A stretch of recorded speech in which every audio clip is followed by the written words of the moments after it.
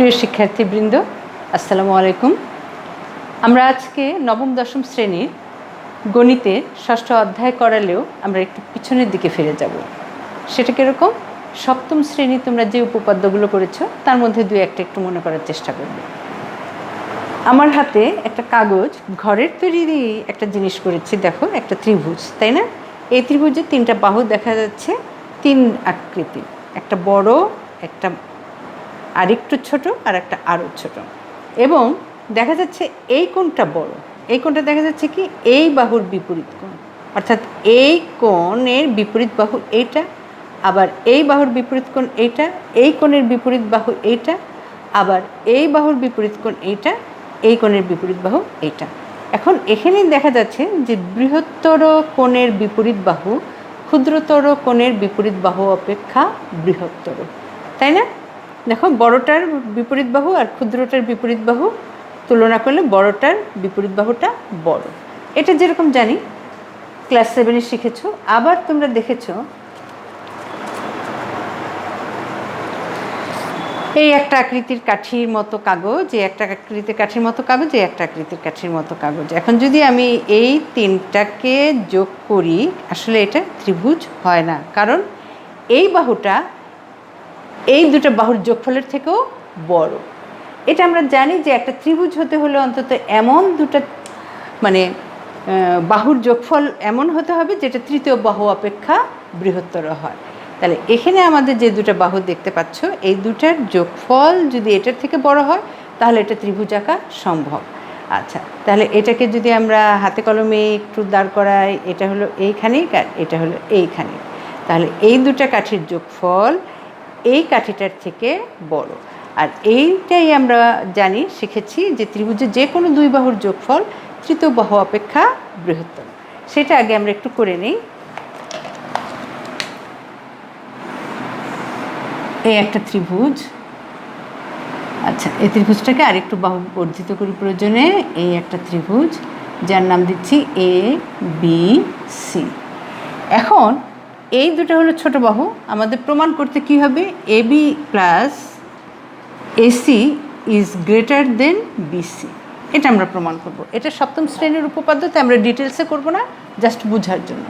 এখন B A বাহুকে যদি আমি ডি পর্যন্ত এমনভাবে বর্ধিত করি যেন এডি সমান এসি হয়, তাহলে ডিসি যোগ করলাম, যোগ করে কি পেলাম? একটা ত্রিভুজ পেলাম, ত্রিভুজ এ ডিসি। ত্রিভুজ এডিসি কি পেলাম? এডি ইকুয়ালস এসি পেলাম, তাই তো? কারণ অঙ্কন অনুসারে আমরা এডি ইকুয়ালস এসি পেলাম। তাহলে এডি ইকুয়ালস যদি এসি হয় তাহলে এই বাহুগুলোর বিপরীত কোণদ্বয় সমান হবে। তাহলে প্রথম কি নিয়েছি? এডি বাহু। এডি বাহুর বিপরীত কোণ কী হবে? এডি বাহুর বিপরীত কোণ এইটা, দেয়ারফর কোণ এ সি ডি, আর এসি বাহুর বিপরীত কোণ কোনটা? এটা। তাহলে এইটা আর এটা সমান হবে এ ডি সি। হ্যাঁ, আচ্ছা এখন যে বড় ত্রিভুজটা পেলাম বিসিডিএ, বিসিডিএ এটা একটা কোণ, এই কোণের অংশ হলো এটা, এটা দুটাই কিন্তু এই কোণের অংশ। আবার ইউক্লিডের শতসিদ্ধ থেকে আমরা জানি যে কোনো পূর্ণ তার অংশের থেকে বড়। তাহলে যদি এই কোণটা তার যে কোনো একটা অংশের থেকে বড়, তাহলে আমরা লিখতে পারি দেয়ারফর কোণ বিসিডি ইজ গ্রেটার দেন কোণ, এই অংশটাই নেই, শুধু এই অংশটা নেই, তাহলে লিখতে পারি ACD. BCD is greater then ACD. একটু আগে যে ত্রিভুজের ছবিটা দেখলাম যে বৃহত্তর কোণের বিপরীত বাহু ক্ষুদ্রতর কোণের বিপরীত বাহু অপেক্ষা বৃহত্তর, তাহলে বৃহত্তর কোণ আমার এইটা আর ক্ষুদ্রতর কোণ এইটা, তাহলে এইটার বিপরীত বাহু থেকে এই বৃহত্তর কোণের বিপরীত বাহু অবশ্যই বড় হবে। হ্যাঁ, তাহলে আমরা লিখতে পারি সুতরাং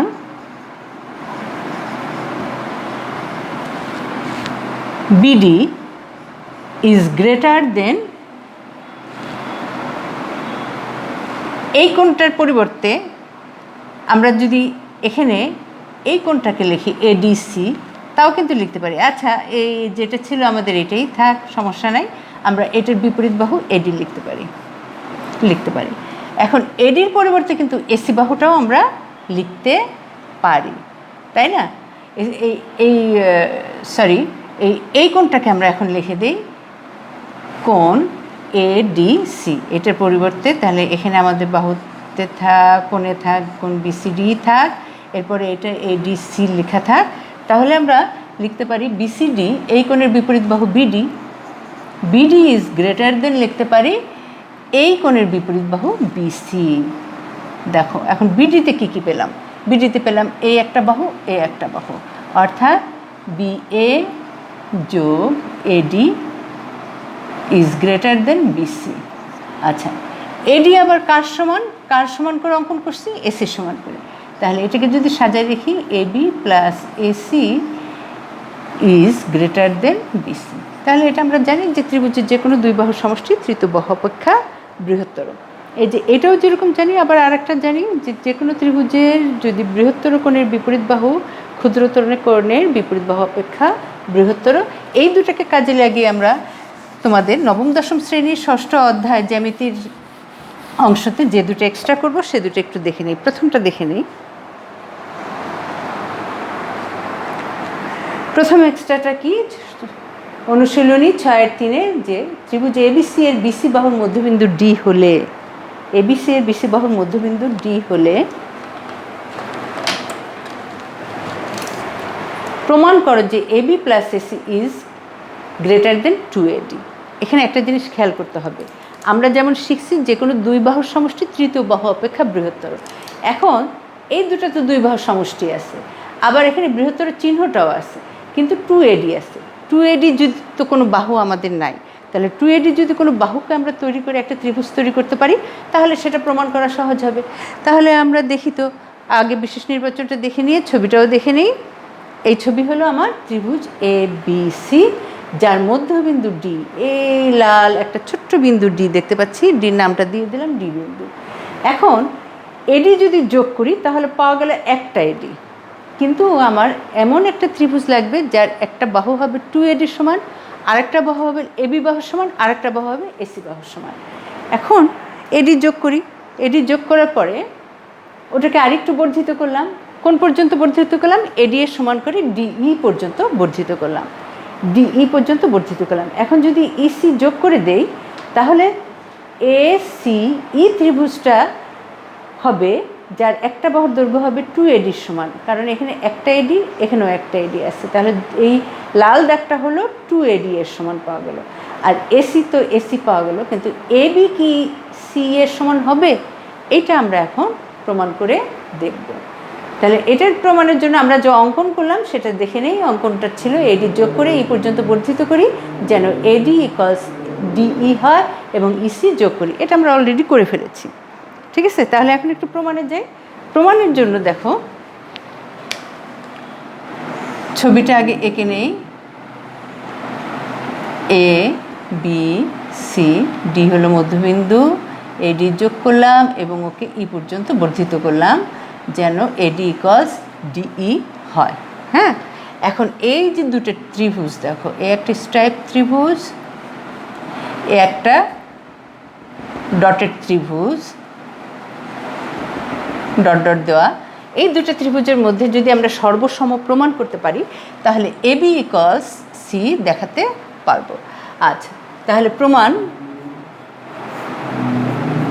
প্রমাণে আমরা প্রথম কি যাব, প্রথমে ত্রিভুজ ABD ও ত্রিভুজ DCEA কি পাই, AD এই ত্রিভুজের AD আর এই ত্রিভুজের D সমান অঙ্কন অনুসারে AD ইকুয়ালস DE অঙ্কন অনুসারে।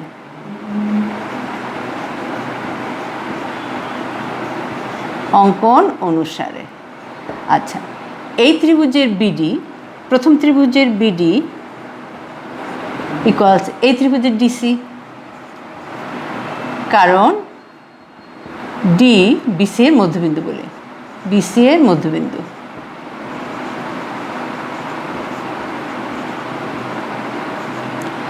আর এই বাহু আর এই বাহু, এই বাহু আর এই বাহু মিলে গেল আমাদের, তাহলে আর অন্তর্ভুক্ত কোণ মিলাতে হবে। আর অন্তর্ভুক্ত কোণ তো দেখেই বোঝা যাচ্ছে এটা বিপ্রতীপ কোণ। এই দুটো কোণ সমান, বিপ্রতীপ কোণগুলো সমান, এটা তোমরা জানো, ওই জন্য আর বলছি না। ADB কোণ এডিবি সমান কোণ ডিইসি। তাহলে ত্রিভুজ তো সর্বসম, দেয়ারফর ত্রিভুজ এবিডি সর্বসম ত্রিভুজ ডিসিই। সুতরাং যেহেতু সর্বসম হয়ে গেল, তাহলে আমাদের এই বাহু দুটাও মিলে গেল, AB equals EC, AB equals EC. AB আর ইসি সমান। এখন যদি আমি এসিই ত্রিভুজ নেই, এই ত্রিভুজ নিয়ে যদি আমরা আবার করার চেষ্টা করি, এই ত্রিভুজটা নিয়ে যদি করার চেষ্টা করি, ত্রিভুজটা কী নাম দিব? এখন এটাকে মুছে একটা ত্রিভুজ দেখাই দিই। হ্যাঁ, এখন আমার যদি এই ত্রিভুজটা থাকে এসিই, তোমাদের বোঝার সুবিধার্থে আমি মুছে দিলাম, কিন্তু তোমরা যখন করবে মুছবে না। আচ্ছা, ত্রিভুজ এসিই এ কী পাই? AC plus EC is greater than AE লিখতে পারি। আমরা এর আগেই জেনেছি ত্রিভুজের যে কোনো দুই বাহু সমষ্টি তৃতীয় বাহু অপেক্ষা বৃহত্তর। তাহলে লিখতে পারি AC plus CE is greater than AE. বা এসি এসি, সি বা ইসি সমান কি জানি? AB, AB is greater than AE. এইকে যদি ভাঙি তাহলে কি কি পাই? এডি প্লাস ডিই। বা সাজাই লিখি এখন, AB plus AC is greater than, এটাও এডি, ডি আর এডির সমান, তাহলে এডি আর এডি মিলে 2AD হয়ে গেল, প্রমাণিত। আচ্ছা, এখন এরপরে আমরা আর একটা এক্সট্রা করার চেষ্টা করব, দেখি। ওটাও সহজ, এটার মতনই, একটু খালি মনোযোগ দিলেই হবে।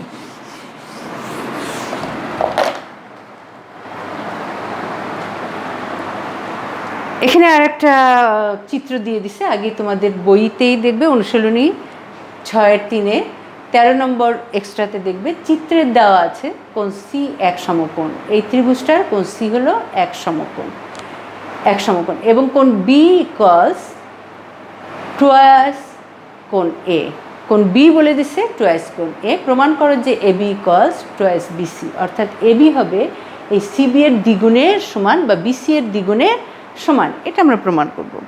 আচ্ছা, এখানে আমরা প্রমাণের জন্য আমাদের যা লাগবে, আমরা ডি এবং ই অর্থাৎ এসি এবং এবি এর দুটো মধ্যবিন্দু নিয়ে নেব, মধ্যবিন্দু দুটো যোগ করে ফেলবো এবং সিই পরে যোগ করে দেব। যোগ করে দেওয়ার পরে যে দুটো ত্রিভুজ পেলাম, এই দুটো ত্রিভুজ যদি আমি সর্বসম প্রমাণ করতে পারি, তাহলে দেখো এ ই এবং সিই সমান আমি প্রমাণ করে দেখাতে পারবো। সি যদি সমান হয় এই এর, তাহলে সি সমান হবে ইবি এর। হ্যাঁ, আচ্ছা, আবার আমাদের কোণের একটা সম্পর্ক দিয়ে দিয়েছে, সে এগুলি দিয়ে যদি আমরা খুব সহজে করে ফেলতে পারি তাহলে কেমন হয় দেখি। এখানে এই কোণটা সমান, এই কোণ, এই কোণ, যদি তিনটা কোণ যদি আমরা সমান দেখায় দিতে পারি, প্রমাণে জ্যামিতিক ব্যাখ্যার মাধ্যমে যদি আমরা সমান দেখায় দিতে পারি, তাহলে আমরা তখন এটাকে সমাধানে আসতে পারবো। এখানে দেখা যাচ্ছে যদি তিনটা কোণ সমান হয়, তাহলে সে ত্রিভুজটা কী ধরনের ত্রিভুজ হবে? এর আগে ক্লাসে একদিন বলা হয়েছে যে যদি কোনো ত্রিভুজের তিনটি কোণ সমান হয়, একই পরিমাপের তিনটি কোণ হয়, তাহলে সেই ত্রিভুজটি হবে সমবাহু ত্রিভুজ। হ্যাঁ, তাহলে আমরা ওটা করতে পারবো। তাহলে বিশেষ নির্বাচনটা দেখে নিই। বিশেষ নির্বাচন হচ্ছে দেওয়া আছে এবিসি একটি সমকোণী ত্রিভুজ, এর কোণ সি ইকুয়াল টু 90 ডিগ্রি এবং কোণ বি ইকুয়ালস টুয়াইস অফ কোণ এ। প্রমাণ করতে হবে যে A B equals twice BC. তাহলে এটা আমরা একটু প্রমাণে যাই, থাক না হয় এটা। আচ্ছা, এরকম একটা আমরা ছবি এঁকে নেই। একটা সমকোণী ত্রিভুজ যার কোণ সি এক সমকোণ। আচ্ছা, এই বাহু আর এই বাহুর মধ্যবিন্দু নিলাম ডি এবং ই, এবং ইসিও যোগ করলাম, ডি যোগ করবো, ইসিও যোগ করে ফেললাম। ঠিক আছে। আচ্ছা, আমাদের কি দেওয়া আছে? দেওয়া আছে কোণ সি ইকুয়ালস 90 ডিগ্রি এবং কোণ বি ইকুয়ালস টুয়াইস অফ কোণ এ। আচ্ছা, এই সূত্রটা ধরে আমরা একটু আগাই। হ্যাঁ, কি বলে দিয়েছে? কোণ বি ইকুয়ালস টুয়াইস কোণ এ। কিন্তু আমরা জানি কোণ এ প্লাস কোণ বি প্লাস কোণ সি ইকুয়ালস 180 ডিগ্রি। এই এবিসি ত্রিভুজের এই কোণ এবং এই কোণ মিলে 180 ডিগ্রি। আচ্ছা, সি কোণটা কত ডিগ্রি? 90 ডিগ্রি। তাহলে লিখতে পারি কোণ এ প্লাস কোণ বি ইকুয়ালস 80 ডিগ্রি। সি এই পাশে আসলো 90 ডিগ্রি, এই পাশে এসে মাইনাস হয়ে গেল। তাহলে কী লিখব? কোণ এ প্লাস কোণ বি ইকুয়ালস 90 ডিগ্রি। হ্যাঁ, তাহলে কোণ এ এবং কোণ বি হয়ে গেল 90 ডিগ্রি। তাহলে বি এর মান কত? কোণ অফ টুয়াইস এ।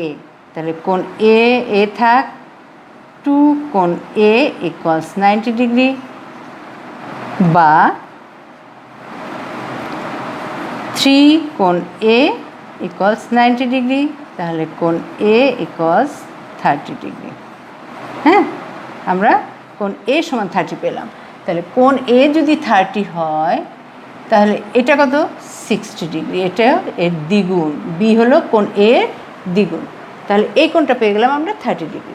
আচ্ছা, এখন আমরা এই দুটো ত্রিভুজ সর্বসম করার চেষ্টা করি। দেখো, আমি কিন্তু ত্রিকোণমিতিক অনুপাত দিয়ে খুব সংক্ষেপে তোমাদের বুঝিয়ে দিতে পারতাম। যদি কেউ ত্রিকোণমিতিক অনুপাতের সাহায্যে না করতে চাও, সেই জন্যই আমি এইভাবে সমাধান করছি। আচ্ছা, এখন তাহলে ত্রিভুজ ADE ও ত্রিভুজ DECA আমরা এটা সর্বসম করার চেষ্টা করি। AD equals DC। কেন? D AC এর মধ্যবিন্দু বলে, তাই না? আচ্ছা,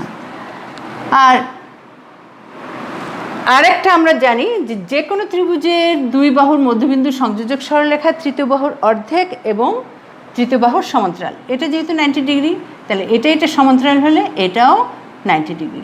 এটা 90 ডিগ্রি হলে এই কোণটা কত ডিগ্রি? এটাও 90 ডিগ্রি।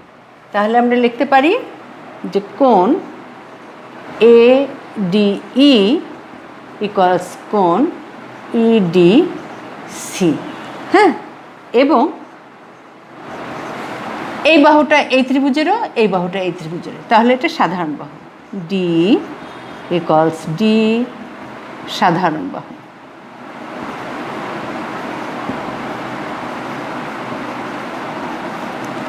উভয়েরই এটা সাধারণ বাহু। তাহলে সুতরাং দেয়ারফর ত্রিভুজ ADE সর্বসম ত্রিভুজ DEC। হ্যাঁ, আচ্ছা, তাহলে কি হলো? এই বাহু আর এই বাহু সমান হয়ে গেল। আবার আমার অঙ্কন অনুসারে এই বাহু আর এই বাহু সমান। তাহলে দেখা যাচ্ছে এই দুটো বাহু সমান। এই বাহু সমান, এই বাহু সমান, তার মানে এই তিনটাই সমান। এখানে তাহলে আমরা লিখতে পারি A equals EB equals EC, তাই না? তিনটা আমাদের পাওয়া হয়ে গেল। এখন এই ছোট ত্রিভুজ CEBA, CE ইকুয়ালস EB। তাহলে যদি দুটো বাহু সমান হয়, বাহুদ্বয়ের বিপরীত কোণদ্বয় সমান, তাহলে এটা 60 হলে এটাও 60, তাই না? দেয়ারফর কোণ ECB ইকুয়ালস কোণ EBC। তাহলে একটা ত্রিভুজের তিন কোণের সমষ্টি 180 ডিগ্রি হলে এই কোণটা কত ডিগ্রি হবে? এটাও 60 ডিগ্রি, তাই না? 180 হলে 160 আর 60 120, আর বাকি থাকে 60। তাহলে ওই কোণটাও 60 ডিগ্রি। তার মানে তিনটা কোণের সমান। আর যে ত্রিভুজের তিনটা কোণ সমান সেই ত্রিভুজকে আমরা বলবো সমবাহু ত্রিভুজ। সমবাহু ত্রিভুজ যদি হয় তাহলে এই বাহু সমান, প্রত্যেকটাই সমান। এর আগেও কিন্তু আমরা অলরেডি প্রমাণ করে ফেলছি এই তিনটাই সমান। তাহলে এখন দেখো এইটা এখন সমান, এখন এই বাহুও সমান। তাহলে আমরা যেহেতু দেখলাম এই কোণ সমান এই কোণ, দেয়ারফর কোণ CEB সমান 60 ডিগ্রি। এবং ত্রিভুজ CEB একটি সমবাহু ত্রিভুজ। সমবাহু ত্রিভুজ। আচ্ছা, এখন সিবি আর ইবি এর সাথে কি সম্পর্ক? সিবি ইকুয়ালস ইবি, তাহলে সমবাহু ত্রিভুজ হলে সিবি ইকুয়ালস ইবি, হ্যাঁ, ইকুয়ালস সিই, এই তো। তাহলে সিবি ইকুয়ালস ইবি যদি আমি লিখি, সিবি ইকুয়ালস ইবি, ইবিকে কী লিখতে পারি? এইটাকে কি লিখতে পারি? Half of AB. তাহলে CB equals half of A B. তাহলে এখন 2 এই পাশে আসলে কি হয়ে গেল?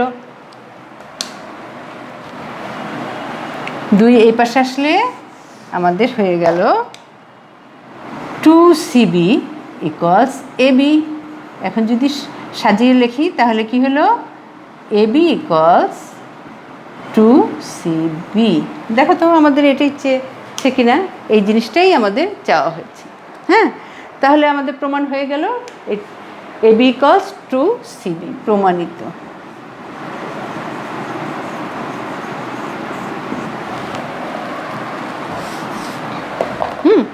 আচ্ছা, এই যে দুটো এক্সট্রা আমরা করলাম এর সাথে রিলেটেড একটা সৃজনশীল কোশ্চেন তোমাদের বাড়ির কাজ হিসেবে থাকবে।